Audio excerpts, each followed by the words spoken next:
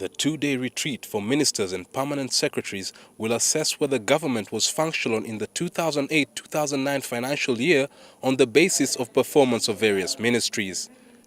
Basing its discussions around the 2008-2009 annual performance report, the Ministry of Agriculture will come under sharp focus with discussions on sustainable food production taking precedence. Both the crops and animal resources subsectors of agriculture registered weak performance against planned targets to contribute towards the enhancement of farm income and employment generation.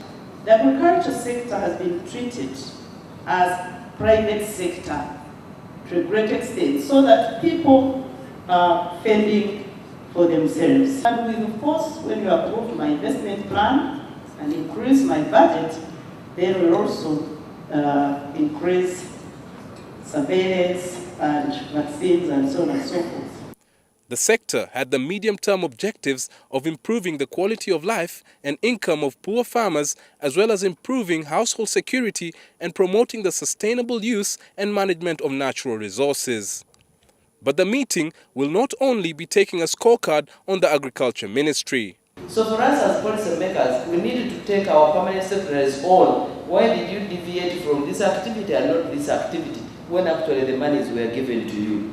Also under the spotlight will be the urban development sector in view of the development challenges facing the country. The ministers and their accounting officers will be seeking to establish whether the 12.3 billion shillings allocated to the Lands, Housing and Development Ministry in the 2008-2009 budget was adequately utilized. Reports show that urban dwelling has continued to deteriorate, with 60% of the urban population living in slums. Other sectors set for evaluation include rural development, education with an emphasis on universal primary education, planning and economic development. Underperformance is caused by many factors. One of them, of course, shortage of funds. We need also to ensure that the political leaders' capacity to monitor what is happening is also enhanced.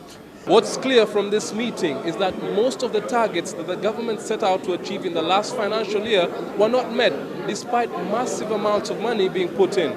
But the big question is whether the leaders gathered here today are determined to find solutions that will transform the lives of the majority of Ugandans, as opposed to it being just a talking shop where great ideas are brought forward but only remain on paper.